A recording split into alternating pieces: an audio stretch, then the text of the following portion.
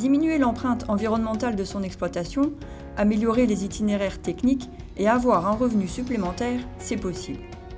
Monsieur Berger vient de s'engager dans une démarche bas carbone. C'est avec l'appui de la PAL qu'il va faire évoluer son exploitation. Gestion des effluents, fertilisation, transport, énergie, l'agriculture a un rôle important à jouer dans la réduction des gaz à effet de serre. Pour atteindre l'objectif européen de neutralité carbone en 2050, une transition rapide est nécessaire. Alors, on parle souvent d'urgence. On a 30 ans, d'accord ?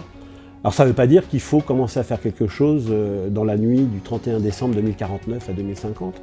Les enjeux demain, il y en a deux. C'est diminuer les émissions, augmenter le stockage. L'agriculture, demain, c'est une agriculture qui ne produira pas que de l'alimentation.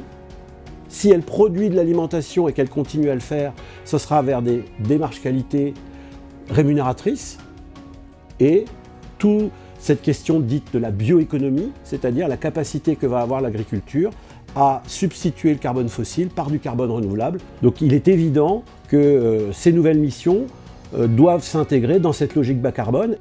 Afin d'entamer la transition, M. Berger a fait appel à un technicien spécialisé. Ensemble, ils vont effectuer un diagnostic précis de l'exploitation. Première étape, évaluer les pratiques grâce à un outil logiciel, le CAP2ER. Cet outil d'évaluation multicritères compile 150 données qui ont un intérêt technique ou économique. L'objectif, permettre un conseil personnalisé et pertinent en vue de trouver les bons leviers à activer. Alors quand Pierre a décidé de s'installer il y a un an, il nous a contactés afin de calculer l'impact de son exploitation sur l'environnement. Il est conscient que l'écologie fait partie des enjeux actuels et qu'il n'y a pas uniquement les aspects technico-économiques à prendre en compte. On reprend vraiment tout de A à Z sur l'exploitation. Et ça permet de voir comment ils veulent évoluer vers l'avenir, à la fois d'un point de vue technico-économique et aussi d'un point de vue humain. Je leur ai proposé un plan d'action qu'ils ont décidé de mettre en pratique à partir de l'année 2023. À la vue du diagnostic, Samuel et M. Berger ont mis en évidence les postes clés à forte émission de gaz à effet de serre. Après plusieurs échanges, ils ont déterminé les leviers à mettre en place en fonction des contraintes de l'exploitation.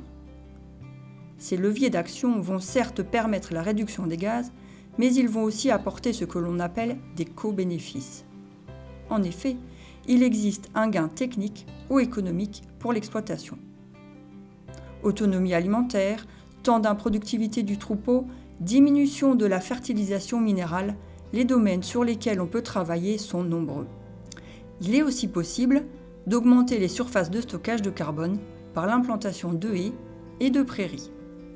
Bon, on a sauté le pas, on a dit on verra bien, voir ce qu'on peut améliorer sur les points de l'exploitation. Puis comme moi j'arrivais, ça pouvait m'apporter de nouvelles choses aussi. Ensuite, au niveau carbone, sur l'atelier culture, on va implanter 5 à 6 hectares de luzerne en plus. Pour des personnes de mon âge qui vont s'installer, c'est l'évolution des points positifs qu'on va avoir sur l'exploitation. On arrive sur une exploitation où c'était nos parents ou même un repreneur qui n'est pas du tout dans le cadre familial. Et on arrive, on fait comme la personne nous a appris. Après, est-ce qu'on peut améliorer ? Voir les points, c'est quelque chose qu'il faut essayer de toute façon. L'exploitant, qui s'engage avec la PAL à mettre en place des leviers d'action, s'inscrit dans l'appel à projet France Carbone Agri Association. Cette association centralise les demandes d'achat de carbone et les distribue aux porteurs de projets.